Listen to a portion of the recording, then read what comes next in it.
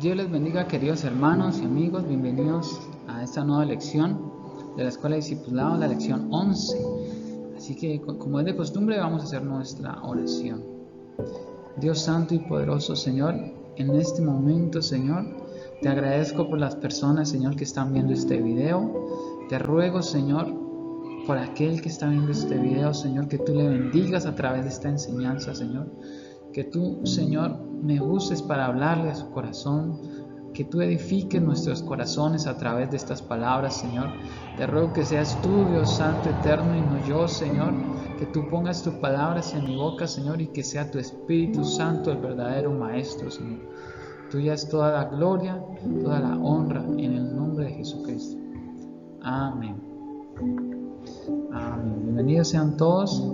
Muy bien, vamos a ver nuestra lección 11, que se llama La gracia y la vida recta. ¿Cuáles son las preguntas para resolver? La primera, ¿es la gracia de Dios un permiso para pecar o ella nos aleja del pecado? Y nuestro texto base es la única pregunta. El texto base es: porque la gracia de Dios se ha manifestado para salvación a todos los hombres, enseñándonos que renunciando a la impiedad y a los deseos mundanos vivamos en este siglo sobria, justa y piadosamente, aguardando la esperanza bienaventurada y la manifestación gloriosa de nuestro gran Dios y Salvador Jesucristo. Un versículo muy importante. Palabras del apóstol Pablo a Tito, capítulo 2, versos 11 y 13. Entonces, voy a explicar un poquito este versículo antes de seguir. Dice otra vez: porque la gracia de Dios se ha manifestado para salvación a todos los hombres, enseñándonos. O sea que la gracia es un maestro. La gracia de Dios se manifiesta enseñándonos que renunciando a la impiedad, o sea, al pecado y a los deseos mundanos, vivamos en este siglo sobria quiere decir con tus sentidos espirituales alerta, sobria, piadosamente, o sea, ayudando a otras personas, siendo bueno con los demás, aguardando la esperanza bienaventurada, o sea, mientras esperamos la manifestación de Jesucristo, que pronto ha de volver. Entonces, en la lección anterior nosotros aprendimos que la gracia es un regalo de Dios, el favor inmerecido de Dios. En esta lección nos centraremos en la consecuente verdad de que la gracia jamás conducirá a una vida descuidada ni nos enseñará a tomar el pecado a la ligera, sino que ella nos enseñará a vivir una vida santa. Esto es algo de suma importancia. ¿Por qué? Porque al ser la salvación por gracia, nosotros podemos llegar a pensar: bueno, entonces como yo soy salvo no por obras mías ni por méritos, entonces yo puedo hacer lo que quiera. Al fin y al cabo, pues Dios me va a salvar por su elección soberana, su gracia, y puedo yo vivir como quiera, seguir pecando, hacer lo que quiera. Y es algo malentendido. Entonces vamos a ver un poco más a fondo. La gracia nos enseña a vivir una vida de santidad. Si nosotros volvemos a leer Tito, dice: porque la gracia de Dios se ha manifestado para salvación a todos los hombres, enseñándonos que renunciando a la impiedad y a los deseos mundanos vivamos en este siglo, o sea, en esta vida sobria, o sea, despiertos, alertas, no borrachos, sobria y piadosamente. O sea, la piedad es algo que uno tiene hacia otra persona. O sea, es cómo te comportas tú con las otras personas, qué testimonio estás dando ante las demás personas. Y piadosamente, aguardando, o sea, mientras esperamos la manifestación gloriosa de nuestro Señor Jesucristo, ¿sí? Bueno, aguardando la esperanza y manifestación gloriosa, o sea, la venida del Señor Jesucristo. Eso es lo que dice ese versículo. Entonces allí nos muestra que la gracia de Dios nunca nos liberará para vivir descuidadamente. En este pasaje Pablo enfatiza que la gracia de Dios enseña al cristiano a renunciar a la impiedad y a vivir sobriamente. La gracia es un maestro de justicia Esas son buenas nuevas. La gracia instruye al cristiano en la justicia y le enseña la importancia de rechazar los deseos de la carne. O sea que si somos salvos por gracia, no nos vamos a entregar al pecado, sino que si somos salvos por gracia, nuestro corazón va a cambiar y en agradecimiento a esa gracia nosotros vamos a vivir una vida de santidad para Dios. Pero la gracia solo puede enseñar a los que han sido salvos, porque una persona que no conoce a Jesucristo, ¿cómo va a vivir según la gracia? Aunque la gracia es ofrecida a todos los hombres, ella solo enseña a aquellos que han sido genuinamente salvos. Porque Pablo dice estas palabras a la iglesia. Las personas salvas tienen otros maestros, Satanás, el mundo, la carne. Ellos hacen lo que le dice el mundo, lo que su carne les dice, lo que Satanás dice. Pero nosotros ahora tenemos un maestro. O sea, Dios nos enseñó, Jesucristo nos dio ejemplo del amor, nos dio ejemplo de las buenas obras. Esa es la gracia que nosotros recibimos y vivimos conforme a ella. Las personas no salvas no pueden vivir para Dios ni obedecer su palabra. Porque el pecado tiene consecuencias. Podemos mirar un ejemplo de la Biblia, que es el ejemplo del rey David. El rey David, como lo vemos ahí en esa imagen, estaba en su palacio y él voltea a mirar por su balcón y ve a una mujer hermosa que se estaba bañando.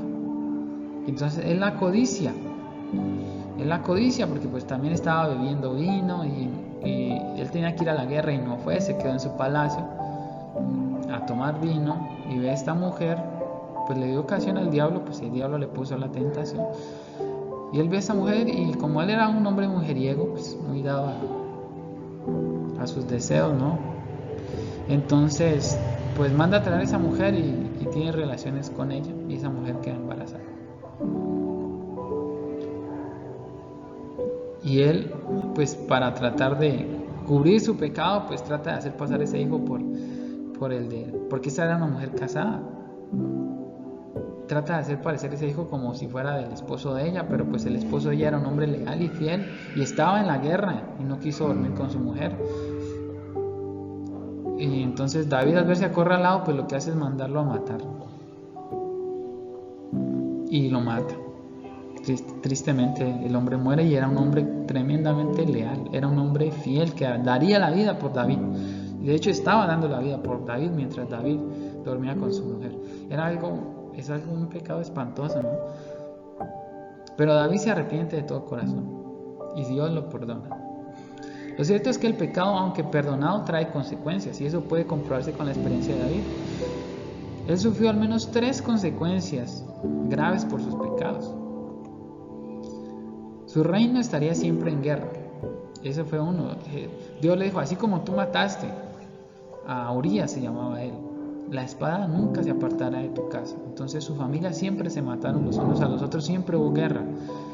Porque él mató a ese hombre y lo hizo matar en guerra. Él no lo mató directamente, pero él hizo que lo mataran en la guerra. Su hijo moriría. El hijo pues que del cual pues quedó embarazada la mujer, el niño que iba a esperar, ese niño que iba a nacer murió y tenía que soportar la vergüenza pública por los actos inmorales de su hijo. Él tuvo luego un hijo que violó a una hermana, luego tuvo otro hijo que violó a las mujeres que él tenía. Entonces él tuvo que sufrir esas consecuencias y luego vemos salmos, ¿no?, de David llorando, que dice, fueron mis lágrimas, mi pan de día y de noche, mientras todos me dicen, ¿dónde está tu Dios? Porque él tuvo que pagar caro por su pecado, a pesar de que Dios lo perdonó. Si de pronto me está oyendo una persona que sea como avanzada en los temas bíblicos, dirá, bueno, pero eso es por allá en los tiempos del Antiguo Testamento y aún no estaba la sangre de Jesucristo para perdonar pecados. Pero quiero decirle que el pecado, así Dios nos perdone, Él deja algo en las personas. Cuando yo ofendo a una persona, esa persona sí me perdona, pero le queda una herida que va a costar cicatrizar. Si yo en algún momento de ira le hago mal a alguien, si llegara a matar a alguien, el hecho de que yo me arrepienta y pida perdón no va a hacer que su familia desaparezca el dolor, que la persona vuelva a revivir, que si hería a alguien la herida se cierra automáticamente. No, los pecados dejan huella, dejan consecuencias en esta vida. Pero si nosotros nos arrepentimos, pues eso no pasará a la eternidad, no nos condenaremos. Pero es mejor que nosotros tengamos cuidado con el pecado porque es muy peligroso. De hecho, es como si fuera un superpoder, porque tiene la capacidad de destruir de una manera muy fuerte. El creyente que verdaderamente es salvo lucha contra el pecado, y si en algún momento peca, pero lo confiesa, es perdonado por Cristo. Así lo dice en Juan 1:9. No porque luchó, sino porque al confesar y alejarse del pecado, él creyó en Cristo y su perdón y la gracia del Señor. El pecado no tiene poder para condenar al creyente, y siempre y cuando él esté confiando en Cristo.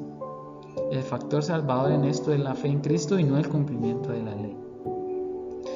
Así que el pecado es algo peligrosísimo, porque nos hace caer, y cuando nosotros caemos tendemos a volver a caer. El pecado es como, o mejor dicho, la vida cristiana es como subir una montaña. Cuando nosotros pecamos nos resbalamos, pero ese resbale puede hacer que tú caigas de toda desde arriba de toda la montaña y llegues hasta abajo, incluso puede que te mates. Entonces el pecado es algo peligrosísimo, por eso tenemos que evitarlo a toda costa. Pero la Biblia nos dice que la gracia es más fuerte que el pecado, es infinitamente mayor que el superpoder del pecado. En Romanos 5 del 20 al 21 dice así: pero la ley se introdujo para que el pecado abundase, mas cuando el pecado abundó, sobreabundó la gracia, para que así como el pecado reinó para muerte, así también la gracia reine por la justicia para vida eterna mediante Jesucristo, Señor nuestro. Así que donde hay mucho pecado, también hay gracia. El pecado es un superpoder que puede destruir todo lo que toca. Por eso nosotros luchamos contra él. La gracia siempre vence al pecado. Estas son excelentes noticias para el cristiano, e implican que cuando él es tocado por el pecado, pero lo confiesa y se aleja del mismo, la gracia gana cada vez, y el perdón es concedido y la pizarra se limpia nuevamente. O sea, eso quiere decir que no importa el pecado tan grande que haya cometido, hasta qué tan bajo haya caído, siempre que yo me arrepienta de corazón, la gracia de Dios me va a alcanzar. Por eso es más grande. Pero esto no significa que yo puedo estar pecando, o que yo voy a utilizar la gracia, ¿no?, como un permiso para pecar, porque la gracia sobreabundante nunca se entrega al pecado. Romanos 6 del 1 al 3 dice: ¿qué pues diremos? Porque Pablo tuvo que explicar lo que estaban diciendo porque se iba a malentender. ¿Perseveraremos en el pecado para que la gracia abunde? Dice: en ninguna manera, porque los que hemos muerto al pecado, ¿cómo viviremos aún en él? ¿O no sabéis que todos los que hemos sido bautizados en Cristo Jesús hemos sido bautizados en su muerte? Como les decía en otras lecciones, cuando nosotros nos bautizamos, nosotros morimos, y el pecado, el viejo hombre de nosotros, es sepultado. Entonces la gracia, dice Pablo, o razona Pablo, no es una licencia para pecar, porque en el bautismo morimos al pecado. ¿Y qué significa esto? Significa que el poder del pecado para condenarnos ha sido finalmente resuelto por Cristo, y también en el bautismo nuestro deseo de vivir pecaminosamente murió. Dios nos ha dado un nuevo corazón. Esto quiere decir que estamos muertos al pecado. No que ya no pequemos más, porque la verdad es que uno peca todos los días con pensamientos, a veces por ignorancia, sino que ya no tenemos el deseo de pecar. Entonces, ¿qué aprendemos de esta lección? ¿Es la gracia de Dios un permiso para pecar, o ella nos aleja del pecado? Entonces, hemos aprendido que la gracia de Dios nunca se entrega al pecado, que la gracia de Dios nos enseña a vivir una vida santa, así como Pablo, lo vimos en la otra lección, por la gracia de Dios fue transformada su vida. Él no se aprovechó de la gracia para seguir persiguiendo cristianos, sino que la gracia lo transformó. O sea que la gracia de Dios cambia nuestros corazones, nos aleja del pecado, y no por buscar más gracia de Dios vamos a pecar más. sino que sabemos que el pecado es algo peligroso y que se puede caer de la gracia. Así que la gracia de Dios es un maestro que nos aleja de Él. Nuestro vivir por y para Dios en santidad no es algo que tengamos que hacer para permanecer salvos.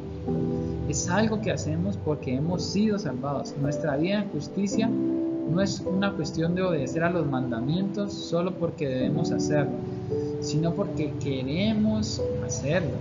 Eso es lo importante, que la gracia cambia nuestros corazones. En consecuencia, podemos declarar con toda confianza que somos salvos por la gracia de Dios. Espero que hayan sido bendecidos con esta lección. Que Dios les bendiga y que Dios les guarde. Amén. Y la paz de Jesucristo sea con ustedes todos los días. Amén.